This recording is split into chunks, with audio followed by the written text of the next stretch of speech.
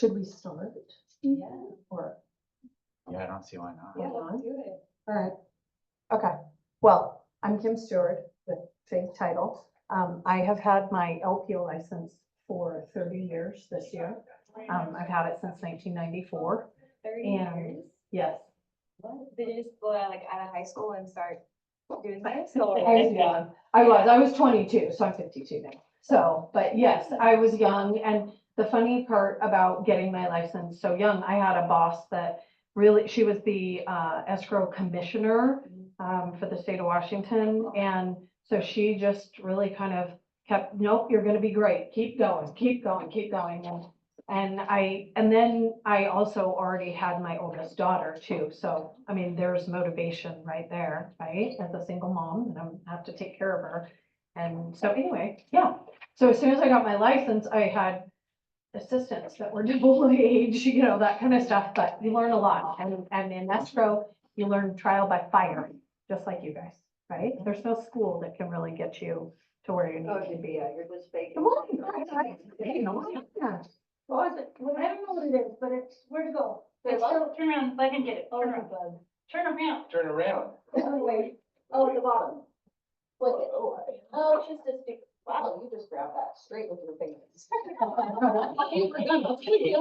I'm just trying to get it off our shirt. I had to say to protect my wife. Yes. It was huge, honey. Was Well, it thank you. Was it a spider? No, it wasn't terrifying. I don't know if they're involved, but Hopefully it's not. We're so confident. Wow. All right. I was just introducing myself, but you have met. So, anyway, so what I wanted to do is go around the room. If you guys will just tell me your name, number of years in the business, and if you're hoping to learn something, make sure, I just want to make sure I cover everything. And as we talk, it's not like I'm sticking with just the settlement statement. I talk about a lot of stuff. So I'm sure it'll stimulate questions, but please feel free to speak up and, you know, talk. So if you want to start. Marcia Brasher, I've been in the business 13 years. I'm one of their managing brokers. Oh, very cool. Okay. You know, my person. Yeah, and I'm Yesenia, and I've been in the business for 3 months, going on 3 months. And This is a good class for you. good. Yes, or whatever, presentation, however it's phrased. Yeah. I'm Justin. I started in middle of March, so I'm still pretty green too. Very cool. I'm glad you guys are here. But you're a tan. Actually, I've been in it for like 4.5 years. So I guess my biggest thing with these is figuring out like the mistakes to look for, you know, because I like to see these, of course, before I say, here's your cash and close. And I've caught like notary fees that shouldn't have been on there, but other than like that little thing, I don't really know what to look for. And I'm confused on the settlement state or settlement date versus the disbursement date, because Kelly's seen them be like different before. I don't Yeah, know. that is something, that's like Okay. the first thing I go over, because it Yeah. is important, and you're the Mhm. first person to actually bring that up, so Oh, sure. it is important. Yeah, Mike and I had a big long conversation about it too. Yeah. The other day, Yeah, Cause I never know which date to go by as far, cause I want the closing date to match, you know, make sure that I don't need an extension or something. It's like, well, if they're different, which one do I use? So. right, right. Melody Shipley and part of Team with M&M, and we've been in business 5 years, and what Ashley said about settlement savings, so kind of. Did you find what are other I couldn't questions? find the questions, but I think I remember them. Okay, that's great. Yeah, I got the date mixed up, so a month ago I was like, oh, thanks, you know, to come in to. Yeah. I was like, oh, they had the 16th on their flyer, it's Tuesday the 18th, that was just, you know, so, yeah, I Oh, I'm was so like, hey guys, let's sorry. just like talk about. We what had a we want to preemptive class. Right, right. Oh, my God. Yeah, everybody forgave me, so that was, That was a rough day. it was fun. I'm sorry. So, no, you, Things like that yeah, myself. you don't apologize, it's on me. But, yeah, everybody was forgiving, so it's great. Well, okay, so settlement statement, first and foremost, did you want to add in anything that you wanted to learn or, no? Your wife is good. Is anybody on Okay, Zoom? good. Do any Zoomers have random things that they would like to. Oh, yeah. Learn about. We don't have a lot of cameras on. Well, if you have a question, just Yeah. say words. If you guys, yeah, if you have a question, Words. speak up. Yeah. Like Words. turn off Raise your your hand, thing do and, something. yeah, well, Oh, you can't. I don't even think to look. Yeah, exactly. I might know. To look at what? We're sharing the screen, so I don't necessarily can't see my hands or anything. That's No, so okay. if you, it will pop up. You could see it on here too, so it will pop Oh, up at the okay. bottom. But I can leave With it that to little where, hand thing. If I show this, then you just won't be able to see all yours. Yeah, no, it's better. Oh, I can go across the, oh no, I'm just gonna minus everybody. If somebody speaks, you'll see it in that little box. Okay, good. Cool. Chat. No, just learn things and that I don't know, and I don't know what I don't know yet. Well, that's the truth. You don't know what you don't know. Okay. Truth. That is truth. Yes. All right. So first and foremost, on the settlement statement, and like just to start out of the gate, I really encourage, this is the beginning, but I really want you to look at who we have for buyer and seller, and most importantly, property address. Because not that long ago, property address, instead of, it was, I think we had Ave and it was street. Well, it auto-populated a legal description that was incorrect, okay?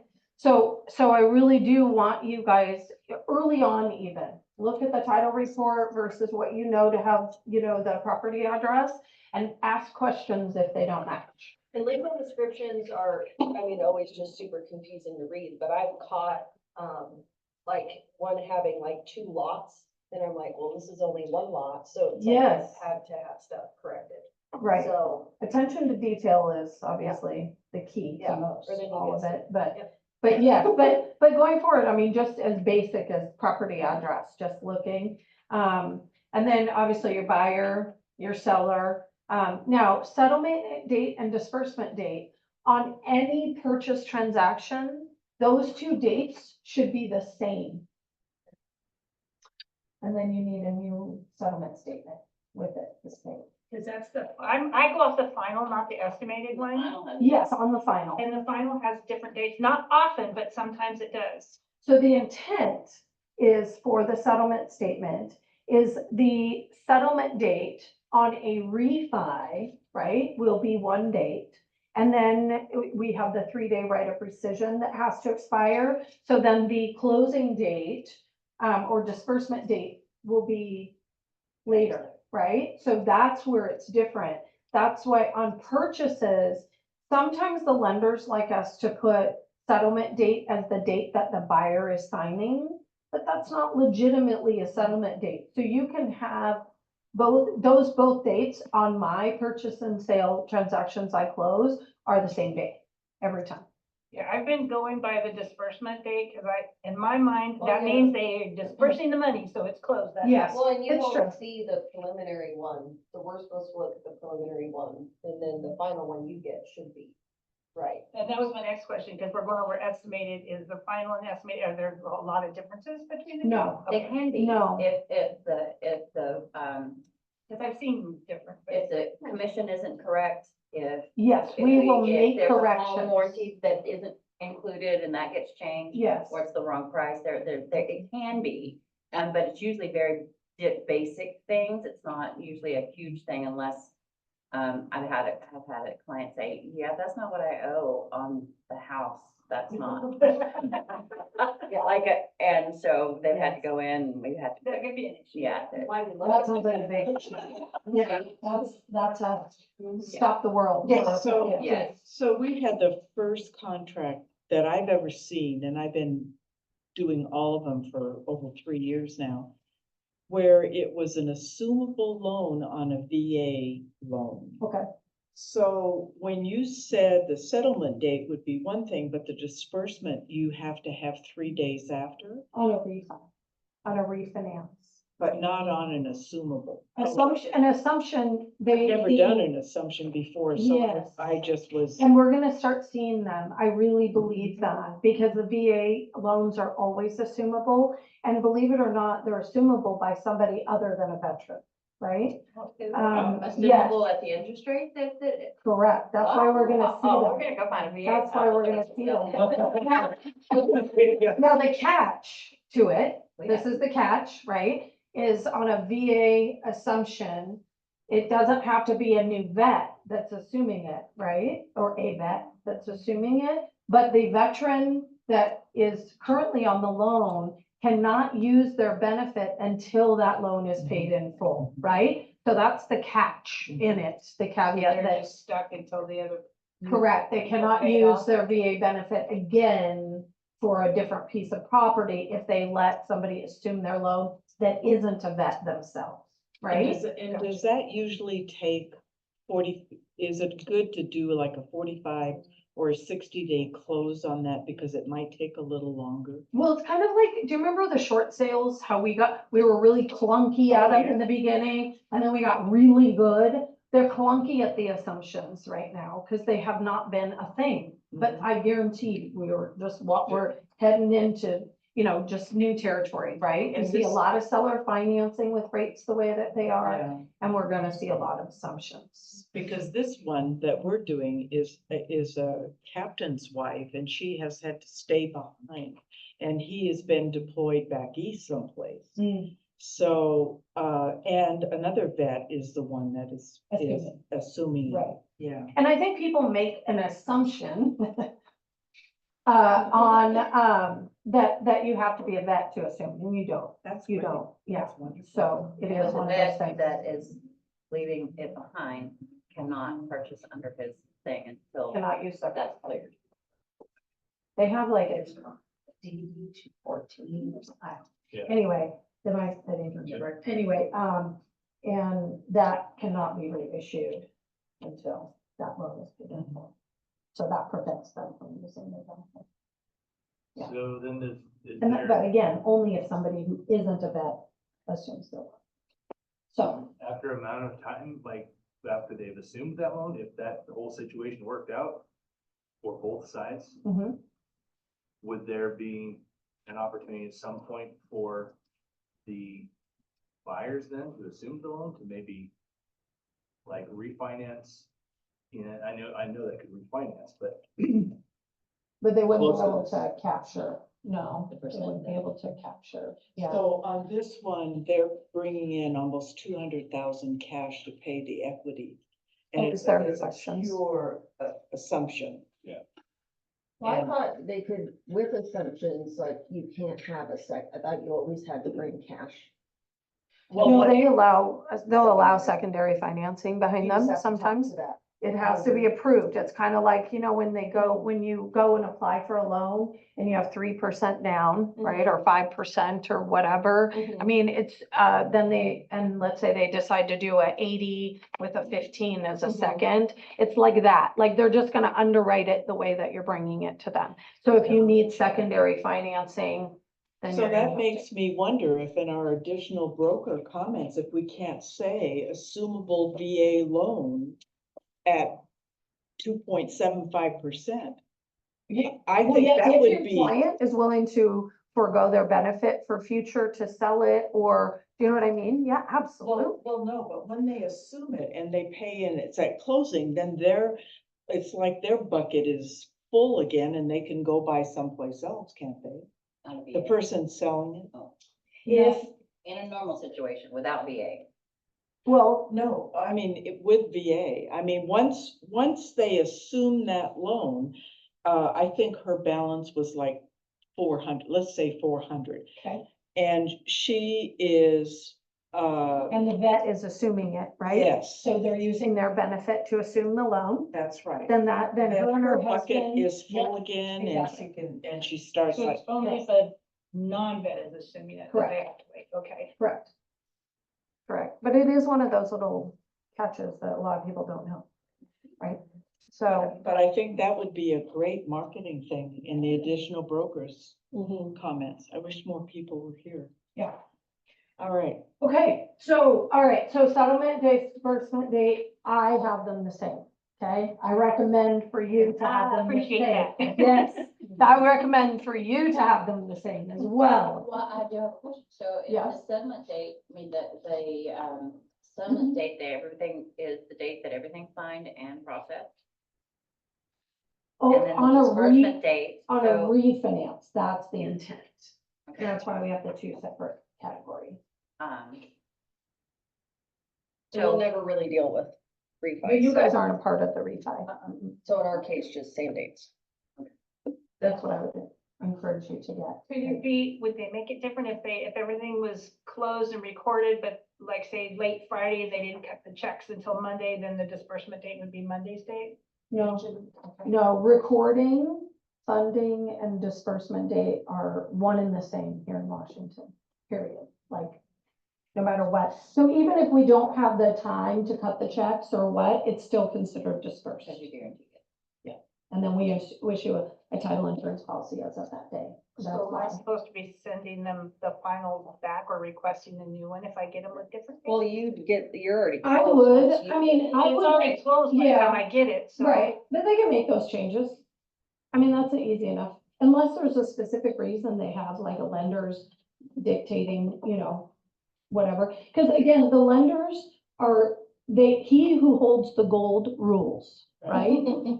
So we have to bow and kiss their feet and wash them and do all that stuff, and that's just all part of what My we do. purpose is, I just want to. I'm not watching anybody.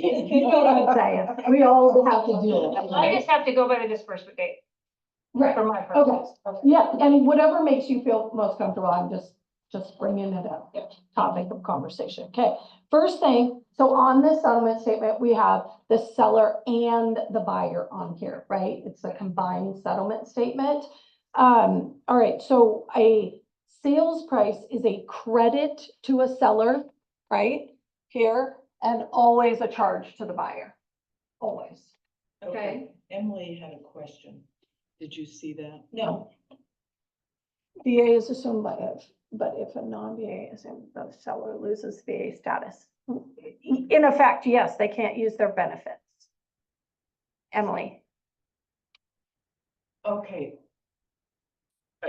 Until they assume it or Forever until it's paid off. paid off? until it's paid out full.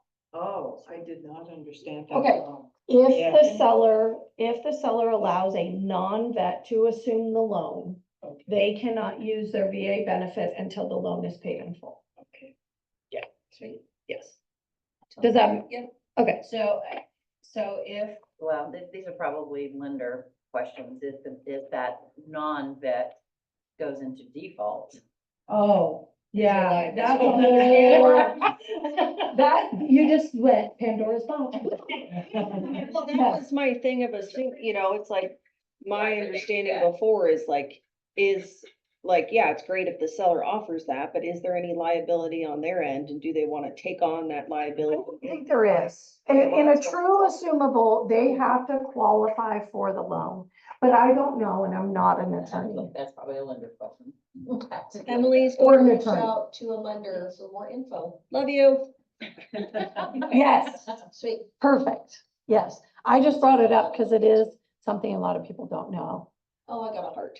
Okay, oh, that's cute. Okay, so the next thing is the deposit that you see, that's earnest money.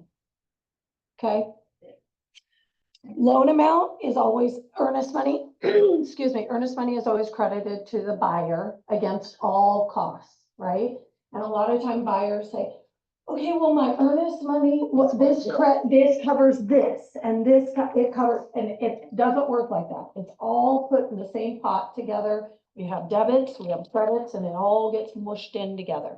So earnest money is credited, loan amount is always a credit to the buyer. And any kind of seller credit, this is where I count on you guys looking at the settlement statement. What if I didn't get a 35R? What if I missed the seller credit? I do it, I'm human, I do, right? That's why I want you guys looking. So, because you guys know the details of these transactions, you know them inside and out, right? You live it way more than we do. Yeah, and if we forgot to update you and send you If it changes. Well, so commonly like addendums.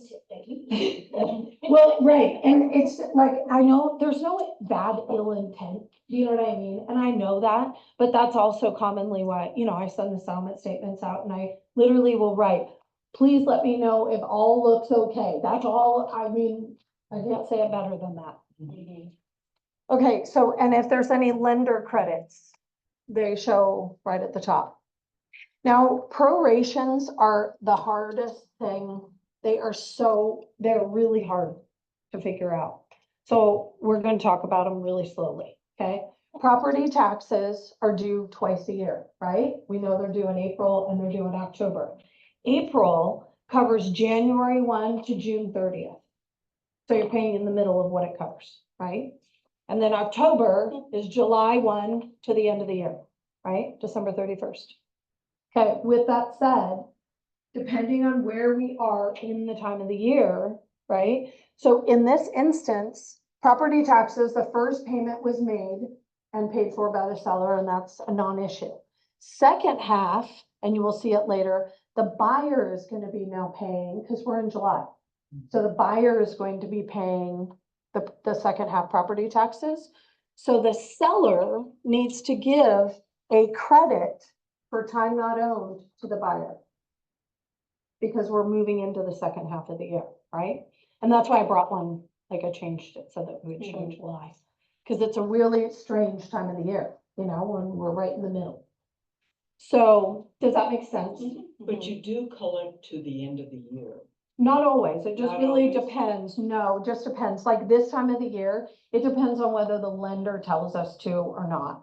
Because they, you know, again, they get to rule. Now, if I'm closing a cash deal, which there are tons of those as well, the cash transactions, I don't collect because we're in July and it's not due until October. Okay. But let's say, the seller has a senior tax exemption, right? Well, here, I've closed on the other side, on the west side of the state up until a year ago. So I am used to a much different thing, but here the counties are awesome. They're smaller, right? So they have there's more human interaction in them. And what they do is they will give us numbers to remove the tax exemption as of closing, right? And then they make us pay the property taxes in full for the year, no matter what, if we're removing an exemption. Oh, Okay. So, and HOA dues. So these HOA dues were paid in full by the seller at the beginning of the year. And so, oh, this was done wrong.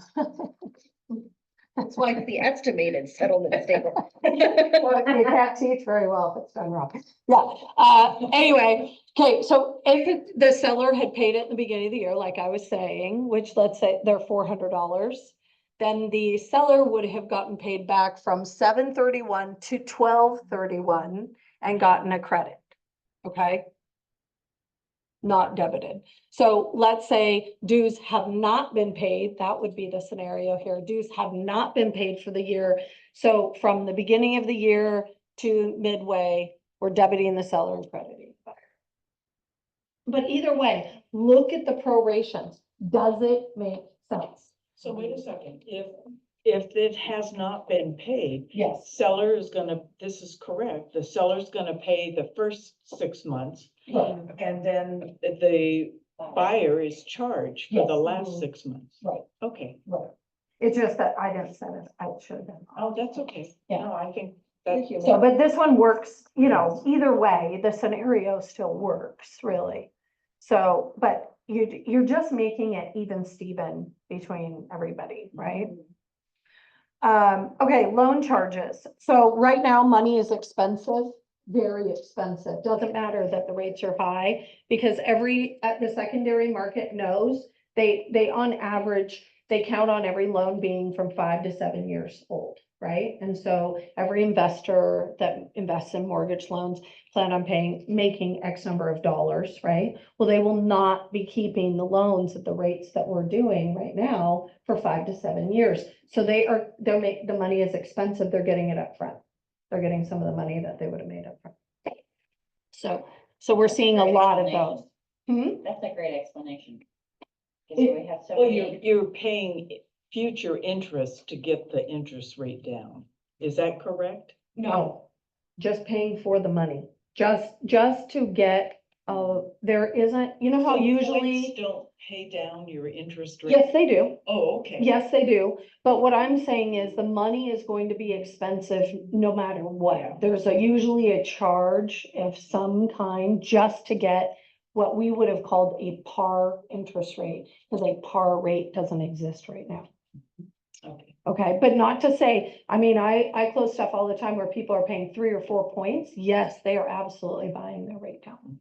Yes. So, and that's where you would see it, right? Discount points are buying the rate down. Loan origination charges, that is what the loan person is making. Okay, so that's the big difference there. So you have automatic appraisal, credit report, flood, and tax service fee. Those are standard every single loan, no matter what, right? They run the credit report. They have to do an appraisal unless you get a PIW, which means you don't have to get a rate and an appraisal. And the flood certification, somebody pulls down a FEMA map and points at it and they get paid a few bucks, right, to determine. It's not in there. Yeah, exactly, because these floodplains are 50 years or 100-year, and they might, you know, and they change all the time, and so anyway, they pay somebody to pull down a map. And then tax service fee, that keeps the lender informed what the property taxes are for the life of the loan.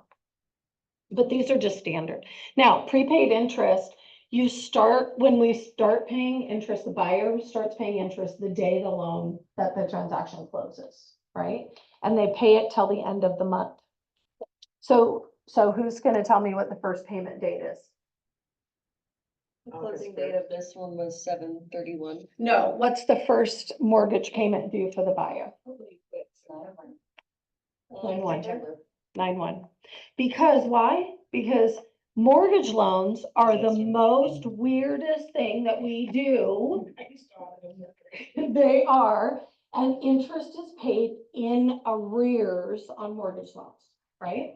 So it's not paid in front of, like we do for everything else that we buy, but we pay it behind, right? So it makes it wonderful for buyers because they move in and they don't have a payment, right, instantly, because they're paying interest in arrears. So to recap, so they prepay interest, right, to the end of the month. Then they pay their first payment in September 1st, and it pays August interest. Why do we care? Because when they go to pay it off, they get confused. They're like, wait, I sold my house and I made my current mortgage payment. Yep, but the interest is in arrears. So basically they're paying for a day. In this. No, In this so- instance. oh, in this instance, well, when we get down to the payoff, I think, here, the payoff, let's see, what would. Well, I think they're just looking at here. It's a day. Is that what you're talking about? Okay, well, they're paying interest, yes, prepaid interest of a day upfront. So, Because then August is paid and no, okay. gotcha. yes, and then August is paid with the September payment, right? So it's backwards like that. Okay, now the lender, this is another crazy one, the impound account that the lenders create, okay? Impounds, it's also called a reserve account, and it's also called an escrow account. So people automatically assume because of the word escrow that means us. Well, we do disperse, but we only do it once. We don't do it on a continuum basis for these And this is people. the bank's escrow account. Correct. And that's the confusing part for people, right? So this impound account is what the lender is creating for future, because every month, in addition to their principal and interest payment, they're adding $91.67 and $100, right? And that's getting dropped into that impound reserve or escrow account every single month. And then when the property taxes are due, the lender mails a check off. When the interest or the insurance is due, they mail a check off, right? But it gets confusing, like, why? So many, we pay, because they see property taxes and insurance several times through on the settlement statement. So it gets overwhelming for them. Next thing is paying off the loans. I've had Matt say, why am I paying double taxes? Why, because they don't, and I'm like, call your escrow officer. Because they are literally, all they're doing is creating the account. And so they're allowed the lenders are allowed to hold a couple months more than what they actually have to pay to keep a cushion. That's their cushion. So, yeah, but it really gets confusing for people because they feel like they're getting hit and dinged multiple times, right? But they legitimately are for different reasons. So did you explain the aggregate adjustment? So the aggregate adjustment, so I'll give you how I say it. So the lenders are, by federal rules, allowed to collect, it's like 2 months, 2.1 months or something like that, right? It's very finite in there. So if they have over collected, then they have to give a credit back. Oh, okay. Okay, so the ultimate collection done at closing is to create the escrow account is that plus this minus that. That's the true collection, Okay. okay? But the aggregate accounting adjustments never make sense to any of us. That's why I don't waste my brain power trying to figure out why. I just, They do. yes, they do it. Because they're under federal Yeah. regulation for that, so. So if they over collect or under or what, it's, clearly their issue. Okay, paying off.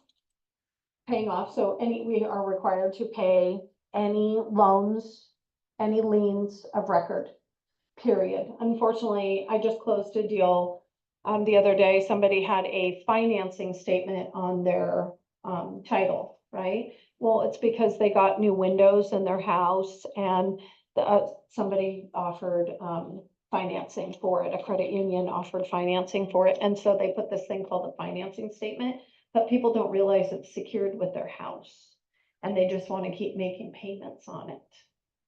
Same with HELOCs, they don't realize the credit card that they're carrying is attached to the house, yes.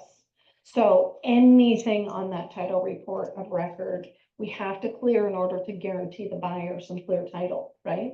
Quiet use and enjoyment of title of their home. So yes, so we're required, and whatever the lender says they're owed, we don't argue. We copy exactly what that payoff statement from the lenders look like, right? I told my client, call the escrows and then call your lender. Because Yep. if you have made payments, you have to work that out with them. With them, exactly, because we can't, us being a neutral third party, we can't advocate for the client. I mean, I can advocate to a lender that they're borrowing money from, if something's weird, with their loan docs or something, but not with a seller with an existing mortgage. I can't go, argue. I don't have that position in this whole thing. Okay, recording fees. Recording fees are borne by the buyer on every transaction. Okay, unless of course there's something like the seller's using a power of attorney, then they would pay for their own recording fee, right? I put quitclaim deed in here because we need to talk about that. So first, I guess my question is, if you're writing up a contract, what kind of information do you all put on the purchase and sale? Do you put their marital status on the purchase and sale? We're supposed to. Yes, but every office that I have done has a different policy. I've sometimes thought of it, it's like, well, with fair housing stuff, should I really put, because if one offer says married couple and one offer says a single person, I don't want a seller to choose an offer based on like, oh, I like that they're married. Right. So that in the beginning makes me think like, maybe I shouldn't put it on there and just let escrow know after. But we put it on there. Yes, But the But I- purchaser is gonna tell escrow at some point when they're sitting with them, how they wanna take title. So the confusion has happened with clients and with me, is they say one thing when I'm filling the contract out, and then when they get to oh, no, we really wanna do this. And then they add a buyer, so then it becomes the wife on the loan and the daughter, even though the husband and the wife are the one taking, Fine. and so it can get very convoluted. yes. But bottom line, we live in a community property state. So we have to know their marital status, no matter what. We do. We need to know. But that's when the Because- quitclaim Yes, because if they are coming in and they're a buyer, let's say they're in the process of getting divorced, right? Which is like common scenario, people, especially in this environment, right, with the higher interest rates, we're dealing with, death and divorce and that kind of stuff, more than what we would normally have to deal with, because that's when people are buying and selling, right? So, but they will commonly, in the midst of a divorce, oh, honey, you can go buy this house and that's fine. Well, it's great, and you hope that they're getting along, right? But there's many times when they don't like each other and they won't look at each other, and how I don't want him to have, or her to have anything to do with my transaction. This is my house I'm buying. Yep, and you're still legally married. Sorry, because the spouse of the person that's purchasing needs to address their interest, right? And a quitclaim deed will remove their presumptive community property interest, but we still have to have it signed and recorded to address that. I had someone approach me to do some land, and through deep questions, because it just didn't seem, some didn't seem, through deep conversation, learned that they're actually divorced, and he was having her sell the land, and it was his land. And I was like, okay, I need a copy of the divorce decree, so I can send that to Two is not escrow. equaling 4. And why are you the one directing this when he's giving you the instructions? I need to talk to him. Exactly. Yeah, we need the vested owner. Probably the Yes. most problem with people like, had a couple situations like that with certain clients, and even if they do go a different direction before we get too deep into things, they're gonna have to hear the same thing. It's like, Yes.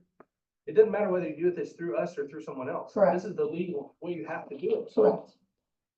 Same with selling, you know, how many times have you guys heard, well, I bought this property before I got married, it's mine. Well, guess what? If you and your spouse live there as your primary residence, your spouse has homestead interest in that property, period. Doesn't matter whether they like it or not, it's real, right? It's real. Yes. So if it's a primary residence, the spouse must sign the deed on the way out. So that again, it goes back to the marital status thing on all, on the purchase and sale. Please put their marital status for us escrow people. Okay, yeah, So, but if they tell us one thing and it's actually another, that's what you're gonna discover. yes. Well, And then we take it from there, yeah. It's just, if the marital statuses are on the purchase and sale, we have a leg up, right? As opposed to possibly getting hit sideways at the end. Oh, you're married? You're married? Oh, and oh, your spouse lives in another country? We still have to have them sign, right? If they're not gonna be on the title to the property, they have to, one way or the other, the spouses have to address their interest, right? that's a good way to put that. So, okay, so recording fees are borne by the buyer every time, unless, of course, like I said, unless there's something the seller is doing. And then excise tax is a seller charge. This is where they had questions prior because it said there's different amounts, but it says the same thing, the same description. So they were asking why 2 different amounts. One, I don't know why, okay, so Qualia is the computer system that we use for escrow, and it's kind of becoming the wave of the future, right? Because they have gone around to most title companies and most people are using Qualia. So with that said, Qualia breaks up the excise tax base, it's state, county, and then the $5 technology fee. So this is state, the higher figure is the state. The lower figure is the county or the city. I wish, it's hard coded, we can't, I know, we can't. So then we just say excise tax, because it's almost, with that sliding scale for the state part, and then depending on where you're located in the county, it's either a 0.5 point or 1/4%. And I mean, there's a lot of checking and jiving, it's hard to.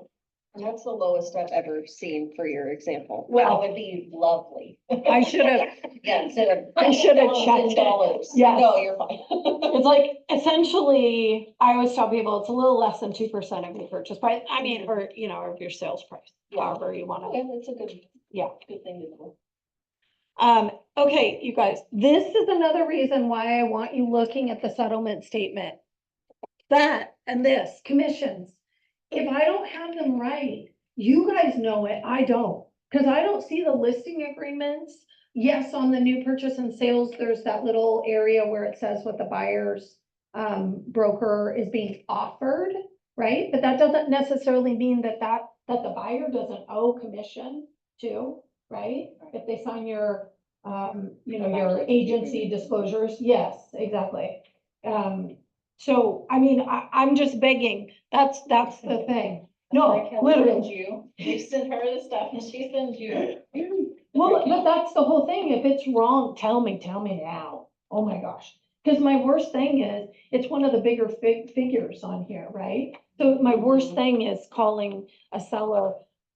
I'm so sorry, I know I wired your, money to you, but I need like $8,000 back. Yeah. And that's one of the reasons why I try to encourage you guys getting these commission requests in so early, is so that we have time to make changes if something goes wrong and it's not at the 19th hour. Yes. So yeah, and honestly, how we do it at FIG is when we get the earnest money in, that's when we send out a broker form for you guys to fill out, right? And what that is I know you guys have internally your own, but that's just stimulation, right? It's- So that's the reminder to get your stuff in. Exactly. So, yeah, so when we get earnest money, so it's like right in the very beginning. All right, so. That actually helps me make my point to them, so thank you for that. You're welcome. My whole thing is, I just don't know ever what the behind the scenes agreements are with everybody. And everybody knows them, but kind of thing. And it's like, when you're the one responsible to pass the money out, it's just a really important part, but, okay. Escrow and title fees. Escrow fees are split in half between the buyer and seller. Escrow fee is cut right in half between the buyer and seller. It's the only thing that's cut right in half, but everybody thinks title and escrow, oh, it's split, but it's not. The escrow fee, Oh, the 90. The 9135. where is it? Is it not on here? It's not on here. Well, it's pretending this one, Yeah, what we that's the same number. Look at how great we are. Yeah. We do it for free. Yeah. It isn't on here, because usually it would say, it's not here. Mhm. Anyway, I apologize. There's Wow. no only thing on there that's split in half, so. It's the only thing. We'll just Anyway, pretend this is the so. sales tax. See how it's 9135? Whatever the fee was, they got erased. I use it's called Erica test, and we use it for training too. Mhm. And so anytime I'm about to teach, I go in and try to fix and catch everything. Clearly did not do a good job this morning, so I apologize. Seriously. Okay, escrow fee is split in half, right? Whatever the fee is, it's split in half between the buyer and seller, and then the sales tax is split in half. Now, the owner's policy is paid for by the seller in the amount of the purchase price for the buyer. It's a one-time insurance, policy and payment, right? A policy that's issued to the buyer, and it guarantees them quiet use and enjoyment of their property. So if somebody comes in the future and tries to make a claim on the property or other things alike, that is where the title insurance policies kick in, okay? So the owner's policy, again, is based on the sales price of the home. It is paid for by the seller and it's given to the buyer. And After there's sales closing. tax on it. Unfortunately, the state believes that we have to charge sales tax. They get to pick and choose, like lit charges or, what If they're sales wanting taxes to owed on different things. Any way they can tax us, they do. Oh, my God. Oh, 100%, they want Yes. to cut. Yes. And then some. And then a lender's policy is always paid for by a buyer, and that's if they get a loan. And it's based on their loan amount. Okay? So on a cash transaction, a lender's policy, buyer doesn't pay it. Buyer doesn't have any title insurance fees. And then lastly, the e-recording fee, that is $5.44 per document, not per page, but per document whenever we e-record.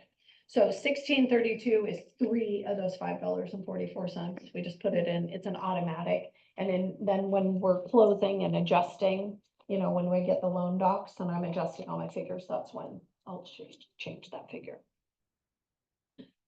Okay, we're getting to the exciting stuff. FERPTA. Do you guys, we'll go into FERPTA a little bit, but FERPTA is Foreign Investment in Real Property Tax Act, right? Okay, and if the seller does not have a social security number, they have to pay this tax. I don't care if they're a US citizen. They used to frame it, remember, in all your documents, a citizenship or whatever, and they always said that. That's not legitimate. It's if they have a social security number, right? Because if they come from another country, but they are a US taxpayer, that's all that matters when it comes to this FERPTA. Okay, now, and then the FERPTA also changes as you're talking about sales prices, and then whether the buyer is going to live there as their primary residence. It all kind of affects the amount of FERPTA that's owed if the seller does not have a social security number. Now, the one thing that you never want to be a part of is what is common on the west side. I don't know about here, but there will be one person brought in by like Microsoft, right? And they will want to buy a house, okay? And they're the ones working. So they're the ones that are issued a tax ID number or social security number, whatever, however you want to frame the word, right? But their spouse isn't, but then they buy, and we're a community property state, so they have their spouse on to title, right? You can see how it would happen, right? It's a very common scenario. Well, then they go to sell and the wife does not have a social security number, okay? The most important thing is make her go apply for one. It only takes like 6 weeks to get one, seriously. But if you are a part of helping that person get taken off title to avoid FERPTA, the IRS will penalize you and make you pay the tax that's owed. Go get your social security number. Well, that's why they make us put our license numbers on everything, you know what I mean? So they can track us. I mean, that's the And know the firm whole. won't be covering that for you. Exactly. But it's just a common thing, like I get calls a lot, hey, husband and wife are on title, wife doesn't have a social security, you know, how do we get her off? Let's do a quit claim deed. Cannot, no way. I'm not touching that without her football. So in our purchase and sales, we have where, you know, like to protect the buyer, and, you know, it has language where the seller needs to get the FERPTA to, you know, us in escrow within 10 days of going mutual. You guys have like your own FERPTA form people fill out, right? Because I've heard that you don't really use the one that we get filled out. No, so in order to, if FERPTA is actually, if that tax is actually withheld, you know, we have to prepare their 8828 A, B, and C, and their IRS forms. We have to have the buyer sign them. Ultimately, just so you guys know, the buyer is on the hook. When they're buying a property with a seller with no social security number, the buyer has to attest and sign on all the forms that we have them sign, as well as you guys, that they understand they are 100% wholly responsible to pay that tax. It's scary for people, right? The seller. We take on the burden of doing it for the buyer, right? But it ends up being a buyer, it's 100% let buyer me- responsibility is how clarify. it's written. And it's only because the IRS can go after a buyer because they have a social security number. So let me clarify, I guess, in my Okay. brain. So we have a scenario to where seller, well, I guess I'm thinking of it, if seller doesn't have a social security number, they fill out the FERPTA wrong, or you guys don't withhold that FERPTA at closing, you're saying then the buyer could be on the hook for paying it. But if it is withheld from the seller, then the buyer, like it's all. We do it for the buyer, but it's The buyer pays always, that. but it's always the buyer's burden for whatever reason legally. It's the buyer's burden. I don't know why, but it's written, if you actually really read all the little forms on the Northwest Multiple Forms, as well as even escrow, I mean, it says it's the buyer's responsibility. That's why buyers get scared. But I it's think a you're right, though, debit. because they have a social security number Correct. and the seller doesn't. Correct. How are you gonna go after? Well, them? so we do as a courtesy, because they don't burden us with that, right? But as a courtesy, because the buyer, how do they have a way of collecting it from the seller, right? So Oh, we do collecting it. from the seller, so that's why it's debit, okay. So we I charge think I the understand. seller, we Mhm. mail, we have the buyer sign all the forms, but the buyers can get scared signing those IRS forms, because it literally, man, it's pretty clear. That's a lot of money. So typically when we fill out the FERPA though, we have the seller, there's not a place for two social security numbers for the husband and the wife, if there's. No, and we do that. Right. We do that, but. But if I'm doing the FERPA with the seller Mhm. and have the one person on there, You just say, I don't need to know them, but you both have social security numbers. That's all you have to ask. Yes, so that's a question I need to be asking from this Yes. point forward is, do Yes. both of you have social Right. security Yes. numbers? yes, because let's say it's 10% based on the scenario, right? There's so many different like variables. It's either 10% or 15%, right? But let's say it's a husband and wife who owns, and the husband has a social security number and the wife doesn't, then let's say it's 10%, I'm obligated to put 5%. Okay. For one of the vested owners not having social security. And so the burden of explaining that to that seller is mine. Yes, Okay. unfortunately, yeah. Okay. But it's just an automatic like thing is ask if they have them. Yes, I mean, to find them out, I don't expect that. Well, and But if they, we- I mean, we I do. can't We do do it. anything, they lie to me about it, so. Exactly. You know, and we also are only as good as the information we're given. Sure. I mean, so we can't prevent, So people then should from I have a lying. FERPA filled out by each of the parties that own? That would be, Vested interest, yeah, that would be cause I don't, if they're, Well, it doesn't like clarify names on there, I so. don't think it does. and it doesn't give a place for two, or, you know. it only Well, gives we a place don't for one. collect that. Well, either way, if it's Yeah. one of them, then they would need to mark the IM instead, because the part I'm getting hung up on is how am I explaining the FERPTA, why we're getting it filled out from the seller on the buyer's perspective? How am I explaining this to a buyer of their, like, what could happen? Cause Well, really, to unfortunately, me, unless you run into it, it's almost like a scary thing, like to try to tell people, I guess I just want you to be Well, informed. yeah. Behind the scenes. Cause I guess stuff, I'm so, like, explaining create it fear. is like if the seller, well, I guess on the form it says like foreign entities. So I could just say if they don't have a social security number, escrow is gonna go ahead and hold back additional funds from the seller at closing. Correct. So I That's guess a the great- way that the buyer would be scared off in some reason is if the seller's lying for some reason or that money doesn't get held back, then they could be on the hook for paying that money. Okay, But you'll know that before closing. and that's why we want. We're only, if the seller can't provide us a social security number, then yes, Mhm. that's when we find out. And so representing the buyer, then I always ask the agents for a copy of the FERPA, Yep, Mhm. because it's not always provided, It's and they're not. like, no, And it that's should, due but to then- escrow, I don't need to give that to you, and I'm like, If yes, they you do. Yeah, if they don't within 10 days, your buyer has a way to back out. but yeah, there's always caveats in there. Yeah. for not That's- providing. But then usually that FERPA is only one person on there, Right. so there's no. But way to again, know. at the point where if I run into it, cause I mean, I've closed a lot of transactions over the years that, somebody didn't have a social security number. And whenever I find out, that's when I'm dialing for dollars, right? I'm just calling everybody, or I send an email out to everybody involved and not buyers and sellers, but the agents. and So the it's an buyer. appropriate question for me to call you and say, hey, are both sellers have social? Yeah, you can do that, sure, Okay. absolutely. Alright. Yeah.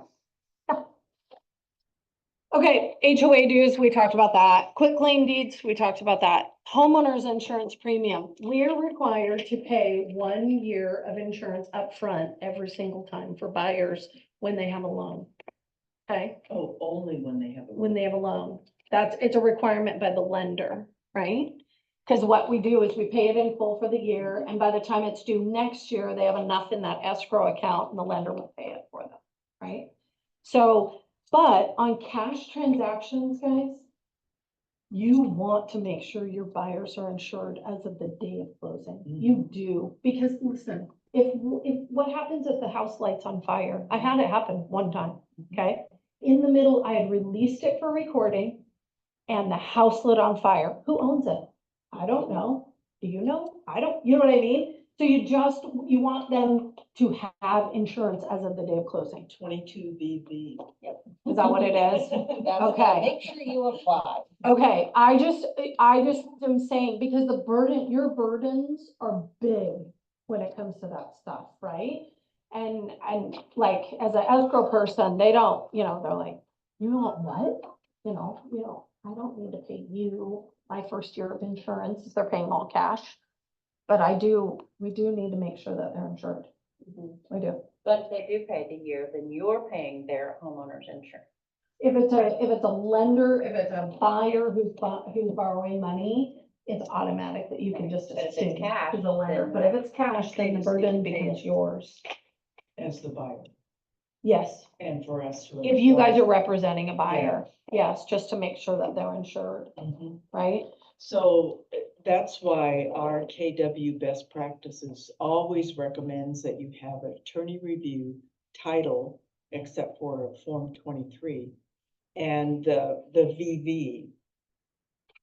So that we're covered and, And yeah. if they didn't get insurance, then that's on us. and you're buying a house and all of a sudden you're thinking about this and you see Million the things. house and Yes. I'm thinking about furniture Yes. and moving. And it is, it's just a Overlooked. good, Yes. it's a good thing that say, okay, the reason this is here, you call them, we're gonna submit this, you call, give them the address and make sure it's insurable. Because there are properties that are not. Correct. But even with them making sure it's insurable, doesn't mean that they're applying for the insurance with the cash deal. Right. And. Well, we getting just the need, policy. we need to just verify, even though it's cash. This is just You know, good if you- business. When you guys are saying stuff to them, you have their ear more than anybody, right? I mean, the buyers and the sellers, I mean, in any given transaction, when you're representing them, you have their ear. And it's just an opportunity to, hey, just want to remind you, make sure your insurance is, as of, yeah, I mean, other than that, I don't know, you can't, hold their hand and skip to your loo all the way to their insurance agent's office and put it in. But in this scenario, if we did the 22 VV and we did that part of it, if they did not get that insurance, then It's on them. it's on them. It's really truly, it's buyer beware is on them and the onus is on them. And I'm just saying, they can, That fire. they can twist anything in court. And that's why I just don't want any of us there, right? I'm gonna use that fire example though. Let's say you want this on your thing because if you sign the dotted line and everything's done and the house catches fire that day, if you don't have that insurance policy in place, Oh, done. Yeah. And who owns it? Who's gonna build it? And the insurance companies for the seller, they're gonna be like, oh, we got all no the way. Yeah, so. All right, and then last, just property taxes, right? I was explaining that we charged the buyer and that, the seller was giving a credit. So then you can see the totals. This right here due to the seller. I always look for these and then due from the buyer. Okay, so really quickly, do you guys have any other questions on the settlement statement? Anybody on Zoom? Anybody on Zoom? Yes. I think the only other question we had last month was about when it's officially closed as far as recording. Or if you don't get it up there recording, there was a special form and that. Yes, there is a special form, starting from COVID. That form came because the counties weren't recording everything that they were given in a day. It was the craziest time. It was like, Oh, the case where it's like you're still closed, but there's that form of like, well, that's why they It's still created in the it. state, but then the county isn't, okay. Yeah, that's why they created that form. I ran it by Russ again because I wanted to get his opinion on it. He said it is not closed until it is officially recorded. So that is the legal definition here in Washington of it being recorded is that if it being closed is that the transaction has been recorded, Why right? do we have that? Oh, that form is like, it is closed, but the only reason it didn't record is because of the county. County. But we're gonna leave that closing date as the date. Well, and so commonly what happened is during the downturn and then subsequently is the title insurance companies said, okay, we'll insure, if you guys all sign this form, we'll insure as of the day it was supposed to record, right? Gotcha. And so we issue an owner's policy. Is that the end all be all? I don't know, Mhm, you know, but it's there to make a temporary Band-Aid mhm. in the meantime.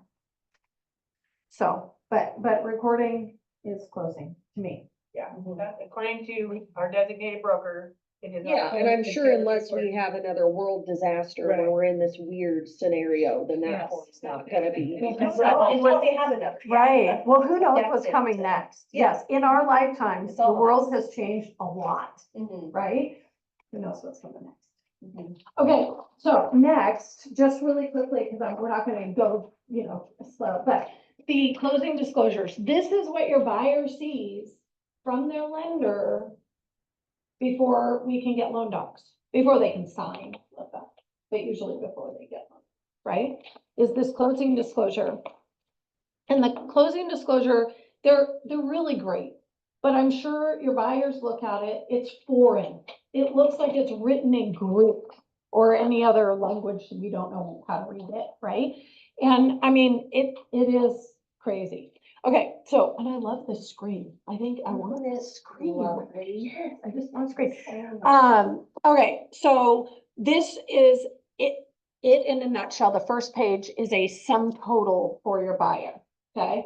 So you have your loan amount, your interest rate, what your principal and interest payment is, and then if you keep going down here, it adds, see, if it was an ARM, you know, it would, like if there's an ARM, an adjustable rate mortgage, and the rate's gonna change after 5 years, they'll show like a guess on what that rate might be here.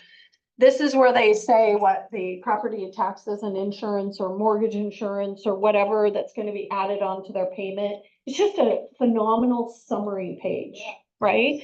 And then keep going down a little bit more, see, and then it totals the closing costs, and then it says what's due from the buyer, right? Phenomenal summary page. And this is way better than a truth in lending statement. You guys ever saw a truth in lending statement? They were a little rough to explain. And then the second page on the closing disclosure is all of the costs associated with the loan. And commonly the lenders will add in, they'll copy us, you know, and they'll add in some of the like excise tax, they'll put it from the seller side, but this document is ultimately, it's just meant for a buyer, really. So, yeah, so all those costs, and then the third is just a breakdown. See, and these are the exact same numbers as what we just went through on the settlement statement, so you can associate And them. this is what you use, when you call you, you say, hey, I can't do it because I don't have the closing docs to balance. Right. This is what we get from the lenders to balance with them. Yes. So, this is it's the Bible. It's the most sacred document in the whole thing. See, and here's the lender credits. And those are given if the lenders have tremendous burdens for disclosures and everything. And if they do not disclose properly upfront, so they have to disclose within 3 days of you guys going mutual, right? And that's why they're always scrambling. Escrow, I need figures. Oh my gosh, escrow's not calling me. You guys might hear that in the very beginning. They haven't called me back, right? Because they can really have their hair and their rear end on fire, right? They have to disclose. And if they don't disclose properly, they have to pay for it. That's where that lender credit comes into play. So if they do, there's 0 tolerance buckets and a 10% tolerance bucket.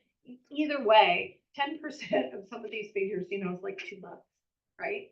Or $5 or something. I mean, the lenders have a burden of figuring it out quickly in the very beginning. And correctly, yeah.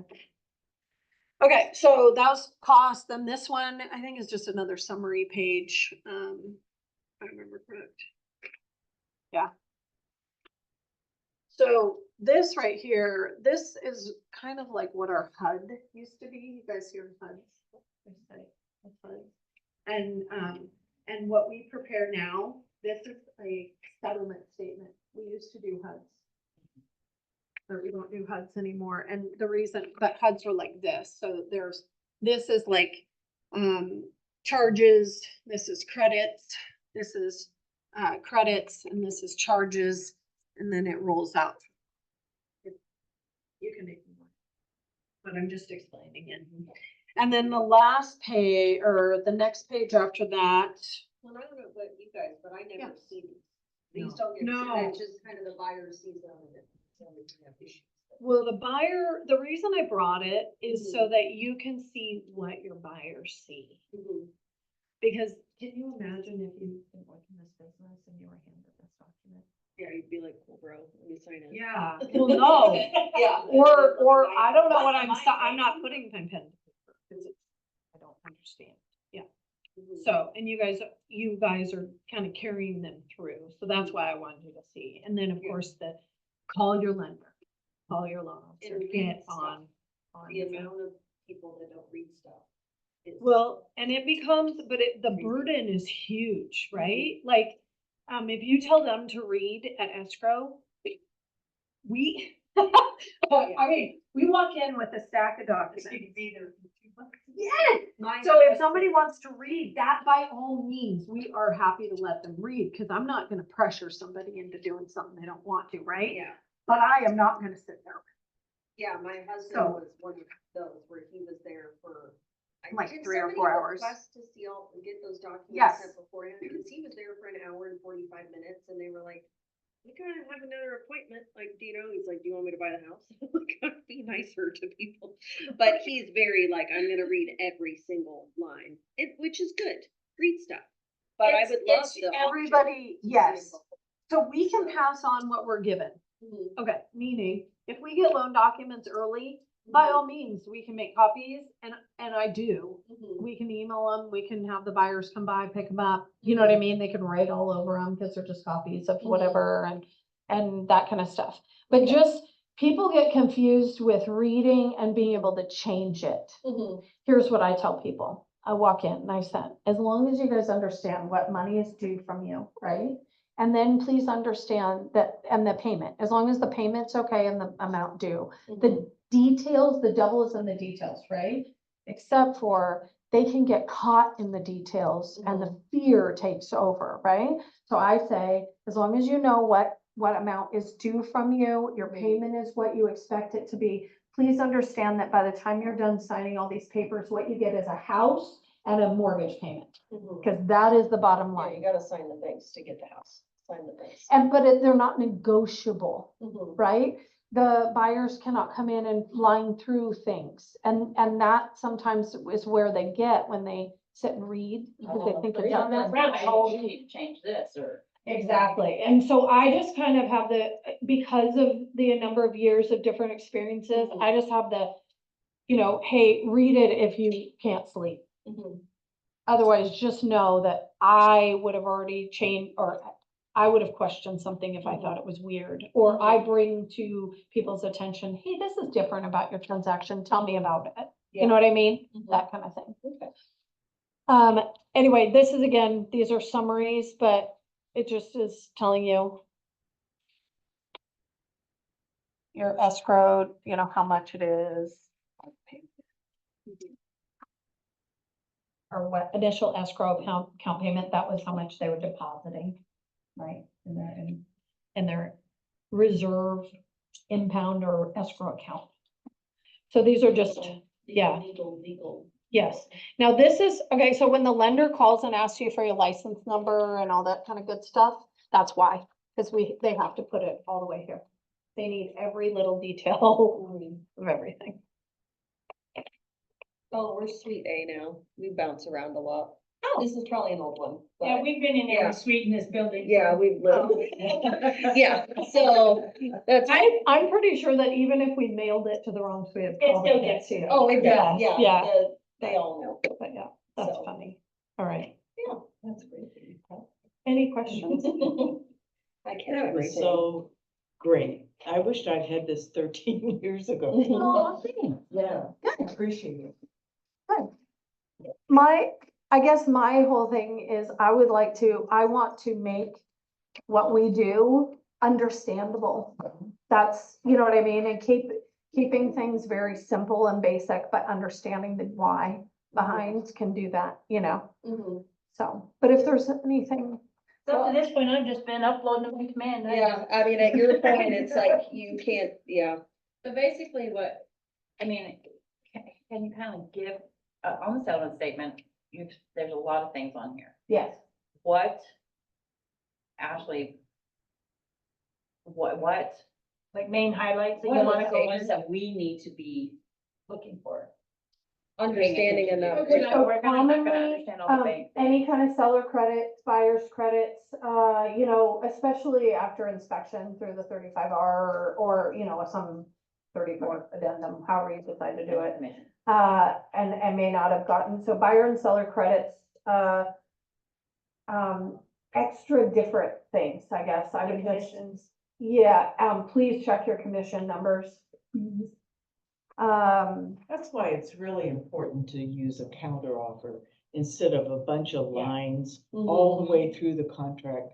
For escrow, they're looking at that and they're going, oh my God, what's Why wrong can't we with take these this people? somewhere else? So we really have been, to our people, trying to make it, if we don't agree with the offer, this is the counter offer and this is what our terms. So. Way better, way more clean. Oh my. I don't have to try to decipher, 97 initials over what the changes were, because that Yes. happens a lot. And the commission doesn't always split 50-50, so double check to No. make sure that you've got the right percentage going to the right person on the settlement statement. Yes. Because I've had that happen before where I've got calls from escrow going, can you verify this? Because they just assumed it was split 50-50 and it wasn't. I feel like I've seen, oh, what is it?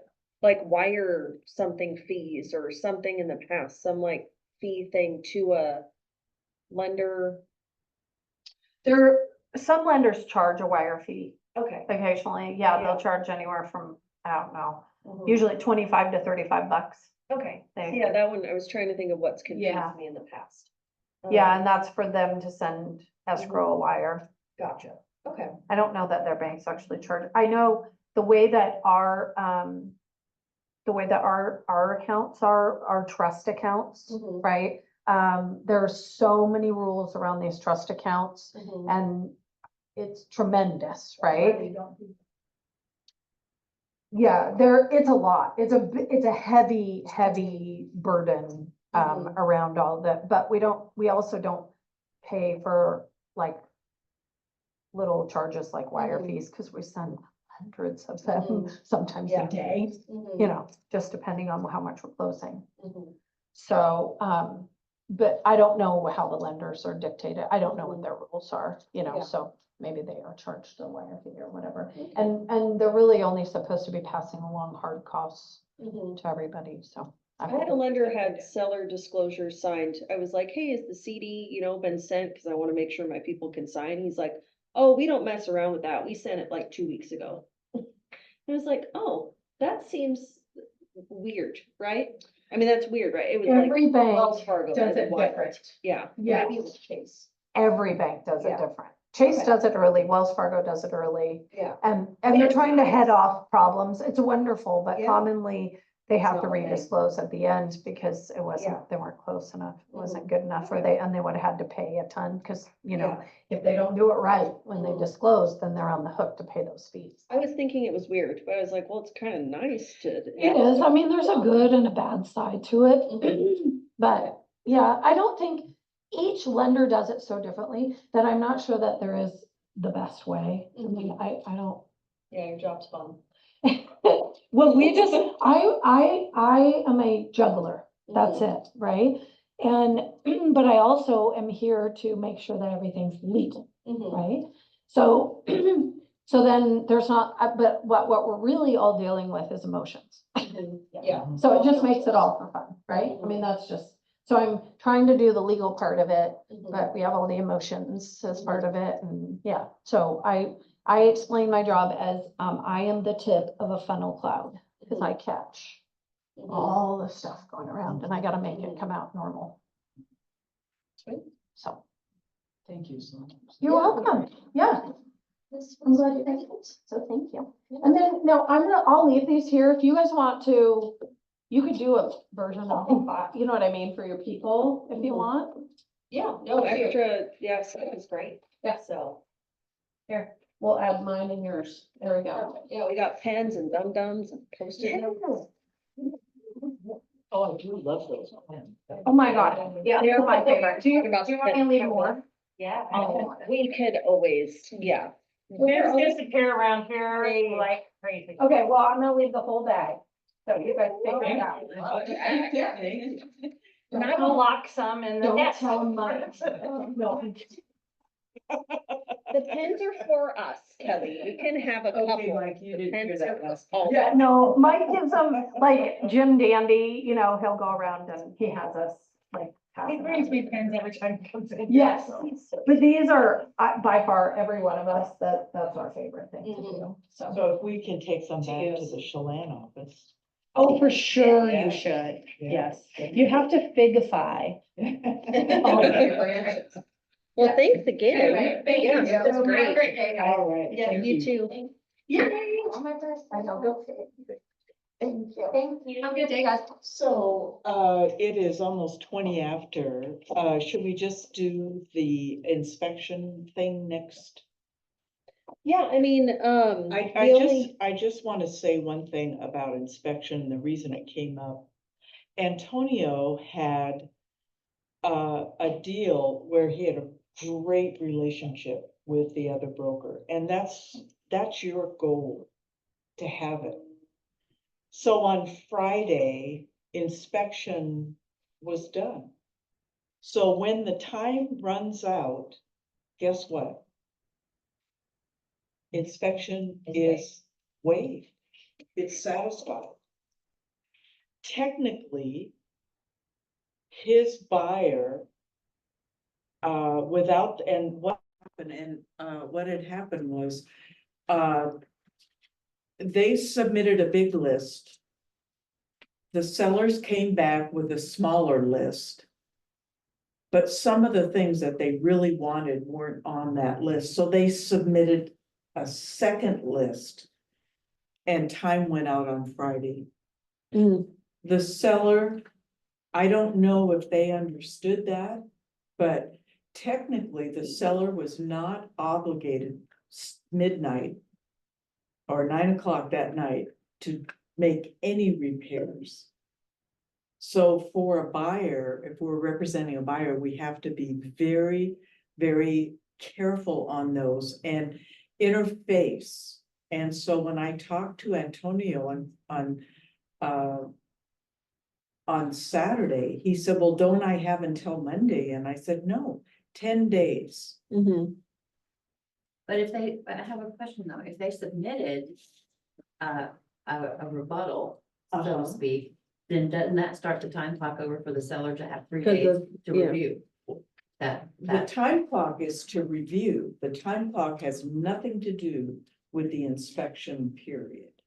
So if you had 10 days and it was up on Friday, then technically after 9 o'clock that night, they signed it the next day, and the seller was very happy to be able to get rid of the house, basically. Okay, so that's my understanding of that then is skewed, because I'm thinking, even if I have 10 days to get the inspection done and turn in my response. Initial That's response. correct. And then the time clock, based on what we agreed to in the purchase and sale, the seller then has 3 days to accept or stop. If the seller then says, no, I'm not willing to do this, or I'm willing to do only this, and then the buyer comes in, then there's another 3 days. There's the 2 days and 3, whatever's been agreed Just to. realize Does that that not push it out? does the not agreement? push it out. So let's see, so buyer's notice, so we have inspection. Okay, so Form 35, So they had 10 days and they had an inspection within just a couple of days. So they got their 35R right back to them with a list of what they wanted to do. So the listing broker showed that, and within a couple of days later, they sent back, this is what the seller is willing to do. So they were still negotiating. And you have to negotiate within those 10 days unless you ask for additional inspection. I'm getting thrown around now. So Yeah. buyer shall, Within 10 days. shall not be obligated, blah, blah, blah. So within 10 days, the buyer either gives notice approving, disapproving, or conduct additional or proposing prepares. So if we get to the proposing prepares, if buyer requests, parties shall negotiate it set forth buyer's initial request and seller's response made in accordance with blah, blah, blah, or irrevocable for the time period provided. Seller shall have 3 days after receipt of buyer's request to give notice that seller, one of these four Agrees. things. Agrees to some of them, rejects all, and just gives what they're willing to do, if it's something very different. Like usually what happens is they come back and they say, they have some bids or things like that, and so they're just gonna give a credit. That's like 80% of the time, that if they aren't going to do all those things by closing, that's what they do. So the seller says, So this was in part 3 of 35R, they requested again, more, Additional thing. not additional things, but they just requested the things that they initially requested. And at the end of that, you just, so it's this part you're talking about. So there's Yes. no repeat of this 3 days and 3 days. So these don't, like the buyer can give their initial proposal on day 9 or 10, then they have 3 days, they have 3 days. But after that, those time periods don't they do, repeat if they every don't time you go agree. back and negotiate. So that probably was my main message this week, but I would Mhm. like to go through this in depth so that you really understand. It's really important for the buyer's broker to understand that if you don't get the negotiation done, then the seller legally can just say, oh, inspection's over, Mhm. it's waived. Even So though, so we did set a 10-day and we couldn't get the inspection, that's on the buyer to get that done, responsible. And we give our response on day 10 of the deadline. We don't get the additional 3 days, the buyer doesn't get, the seller doesn't get the additional 3 days, and then we get the 3 days to respond to the seller's response, You do just once. one time. So And- 3 and 3, and then it doesn't start over. yeah, and then it doesn't Okay. repeat. And then But- this- But the thing about it is, we don't wanna wait. Right, 10 days. exactly. Yeah, But if, because we want to make sure we have plenty of time to negotiate. Yeah. And for whatever reason, if I'm representing the seller, I wanna know what those things are. I don't wanna know on day 9. right, So that we can work, and that's But, why yeah. that relationship with those 2 brokers, that you're working. the right, other and I broker. call, but sometimes an inspector just flat out isn't available. Mhm. And it gets Yeah, pushed you out to got that it. last minute, Yeah. and so knowing that it. So what I'd like to do is, I just wanted to bring up that instance. Thankfully, and in the hotline, I thought Annie wrote it. The time has run out, and she said, hopefully, the seller will want to agree to those things so that they can get the sale closed. Right. But hopefully doesn't protect the buyer. Buyer, yeah, so the Yeah. buyer, so And we don't basically, if wanna the seller be- didn't agree, And we don't want to be like the seller where it's like, okay, they've gone through this, they've spent all that money, and they've got a couple of bids, and, oh, sorry. Yeah, just play nice in the sandbox. get it done. Yes, exactly. Mhm. Yeah. And so that's why on the listing side, to be in touch with, when is it? And, I know that it's not required, but, it's really important that we just keep that communication open. And we talk with the seller. What can we say to the seller when they're stubborn? Mhm. And, not doing anything.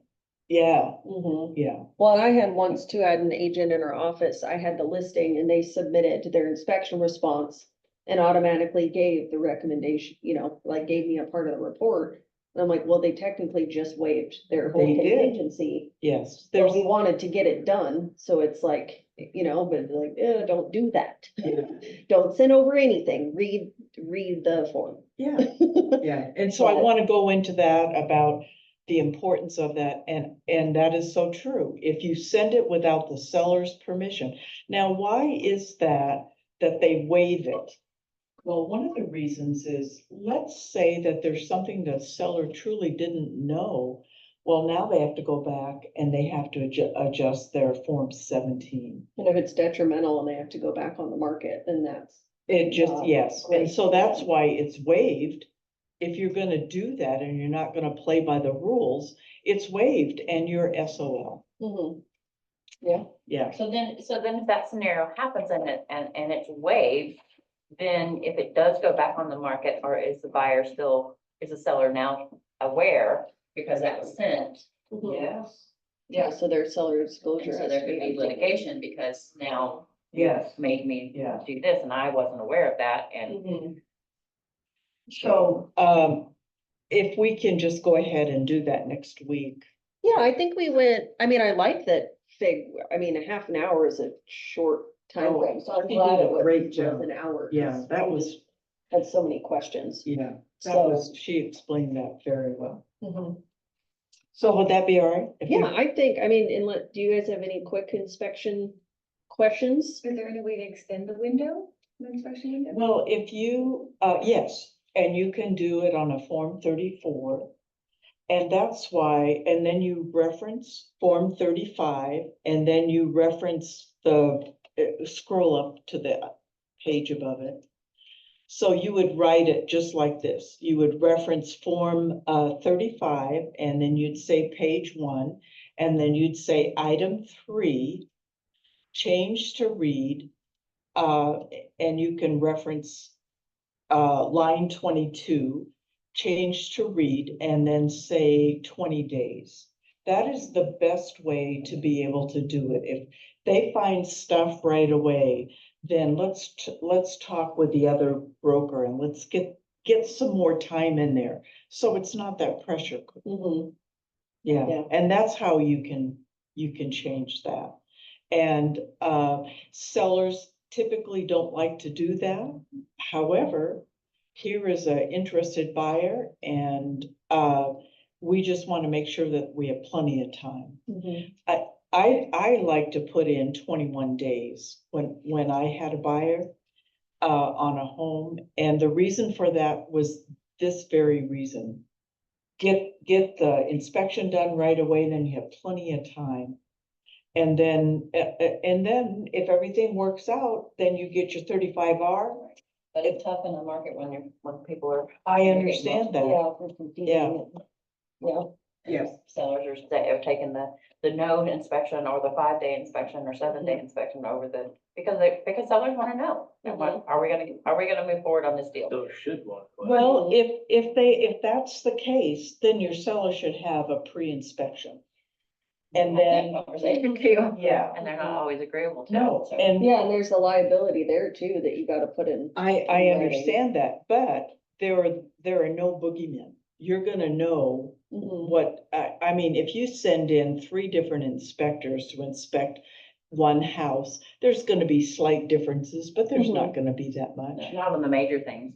Well, I know it didn't happen here locally, but I think Russ gave a scenario once, or maybe you had, to where a real estate agent had gotten sued by a seller because she was the one that recommended a pre-inspection. And there was something horrible with this house and he couldn't sell. So he was saying, I would have never done this. The agent was the one that told me. Really, That I that should must get have been this Russ, done. because I've never And heard, yeah. So that made me think, like, as long as we put in writing, like, hey, due to the age of your house and this and that, like a pre-inspection is an option, but you need to know that blah, blah, blah, blah, blah. You're liable You know, with anything. that Yeah, you find and out. that was probably like a 1% the Oh. odd man out of that happening. In 30 So, years, if, I Mhm. bet it didn't happen more than once. Yeah, Yeah, kind of a thing. but the in writing is always better Yes. anyway. Yeah. The protect convenient losses of memory. yourself. Yeah. And then there's lawyers.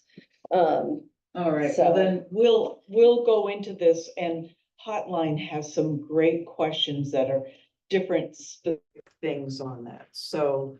I just have spent a lot of time getting ready for this, and I don't wanna keep you here until after 1.